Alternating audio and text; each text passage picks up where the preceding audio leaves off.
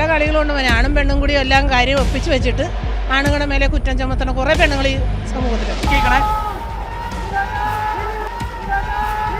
പറയല്ലേ പ്ലീസ്. എന്തുവാ പ്രതിയല്ലെന്ന് പറഞ്ഞില്ലേ, പിന്നെ എന്താ എട്ടാം പ്രതി പറയാനല്ലോ. 100% ഞങ്ങൾ ദിലീപേട്ടനിൽ വിശ്വസിച്ചിരുന്നു, കോടതിയിൽ വിശ്വസിച്ചിരുന്നു. ഒരു നിരവധി പോലും ശിക്ഷിക്കപ്പെടരുത്. ചെയ്തവർ മാത്രമാണോ ജയിലിൽ കിടക്കുന്നത്? ആണോ?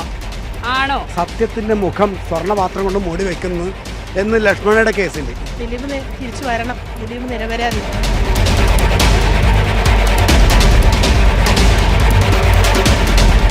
നടി ആക്രമിക്കപ്പെട്ട കേസിൽ 8ാം പ്രതിയായ ദിലീപിനെ കോടതി വെറുതെ വിട്ടിരിക്കുകയാണ്. പറയല്ലേ പ്ലീസ്. എന്തുവാ പ്രതിയല്ലെന്ന് പറഞ്ഞില്ലേ, പിന്നെ എന്താ എട്ടാം പ്രതി ആയിരുന്നു അല്ലേ? ഇനി പറയണ്ട. വെറുതെ വിട്ടെന്നല്ലേ? അതെ. എന്താണ് നിങ്ങൾക്ക് പറയാനുള്ളത്? ഞങ്ങൾക്കൊന്നും പറയാനില്ല. 100% ഞങ്ങൾ ദിലീപേട്ടനിൽ വിശ്വസിച്ചിരുന്നു, കോടതിയിൽ വിശ്വസിച്ചിരുന്നു. ഞങ്ങൾക്ക് 100% ഉറപ്പായിരുന്നു. 8.5 വർഷമായിട്ടും ഉറപ്പായിരുന്നു ദിലീപേട്ടൻ വെറുതെ വിടുമെന്ന്. ഈ നടി ആക്രമിക്കപ്പെട്ട സംഭവത്തെ പറ്റി നിങ്ങൾക്ക് എന്താ പറയാനുള്ളത്? അത് ഞങ്ങളിപ്പോൾ കോടതിയിൽ വിധി വന്നല്ലോ, ഞാൻ അതിന്റെ സത്യാവസ്ഥ നിങ്ങൾക്ക് കണ്ടുവരുമല്ലോ. പുറകെ ദിലീപിനൊപ്പമായിരുന്നു. സത്യസന്ധതയ്ക്ക് കൂടെ നമ്മൾ സത്യം തെളിയണം. സത്യമായിട്ട് ഒരു നിരവധി പോലും ശിക്ഷിക്കപ്പെടരുത്. അതാണ് നമ്മുടെ സ്റ്റാൻഡ്. ദിലീപേട്ടനെ സംബന്ധിച്ച് നമുക്ക് ദിലീപേട്ടനെ അറിയാവുന്നതുകൊണ്ട് പുള്ളി ഈ ഒരു കുറ്റകൃത്യം ചെയ്യില്ല എന്ന് ഞങ്ങൾക്ക് ഉറപ്പുണ്ടായിരുന്നു. അതുകൊണ്ട് തന്നെ കോടതിയിൽ ആ സത്യം തെളിയുമെന്നും നമ്മൾ വിശ്വസിച്ചിട്ടുണ്ടായിരുന്നു. 2 മാസത്തോളം ജയിലിൽ കിടന്നില്ലേ? കുറ്റം ചെയ്തവർ മാത്രമാണോ ജയിലിൽ കിടക്കുന്നത്? ആണോ? അല്ലല്ലോ. കുറ്റം ചെയ്യാത്തവരെന്തോരം പേര് കിടക്കുന്നു. കുറ്റം ചെയ്തവരെല്ലാവരും കിടക്കുന്നുണ്ടോ? ഇല്ലല്ലോ. പക്ഷെ നിരപരാധികൾ പലരും ഇങ്ങനെ പെട്ട് കിടക്കുന്നുണ്ട്.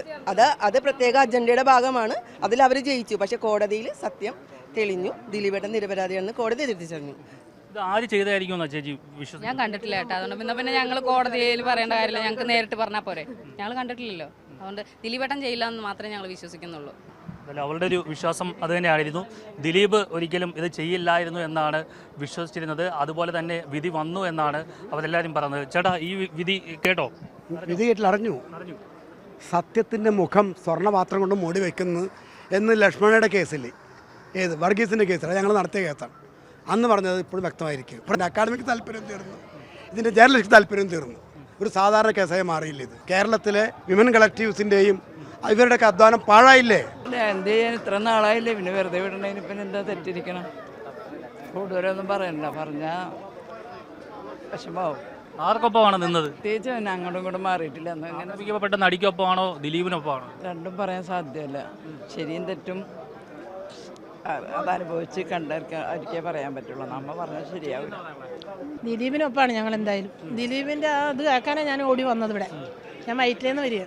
ദിലീപിൻ്റെ കാര്യങ്ങൾ കേൾക്കാൻ വേണ്ടി ഓടി വന്നത്. ദിലീപ് തിരിച്ചു വരണം. ദിലീപ് നിരപരാധിയാണ്. ഞങ്ങളെപ്പോലെയുള്ള ആളുകളൊക്കെ ഇന്നലെ പ്രാർത്ഥനയായിരുന്നു ദിലീപിന് നല്ലൊരു വിധി ഇവിടുന്ന് കിട്ടണമെന്ന് വിചാരിച്ചിട്ട്. നടി ആക്രമിക്കപ്പെട്ട സംഭവത്തിൽ എന്താ ചേച്ചി പറയാം? അതിന് പല കളികളുണ്ട്. ആണും പെണ്ണും കൂടി എല്ലാം കാര്യം ഒപ്പിച്ച് വെച്ചിട്ട് ആണുങ്ങളുടെ മേലെ കുറ്റം ചുമത്തുന്ന കുറേ പെണ്ണുങ്ങൾ ഈ സമൂഹത്തിലുണ്ട്. മനസ്സിലായോ? ശരിയും തെറ്റുമല്ല. ദിലീപ് നിരപരാധി എന്നുള്ളതാണ് 100% എൻ്റെ മനസ്സിലല്ല. ഞങ്ങളെപ്പോലെ കുറേ ജൂനിയർ ആർട്ടിസ്റ്റുകളാണ് ഞങ്ങളെല്ലാവരും. ഞങ്ങളും ചെറിയ ജൂനിയർ ആർട്ടിസ്റ്റുകളാണ്.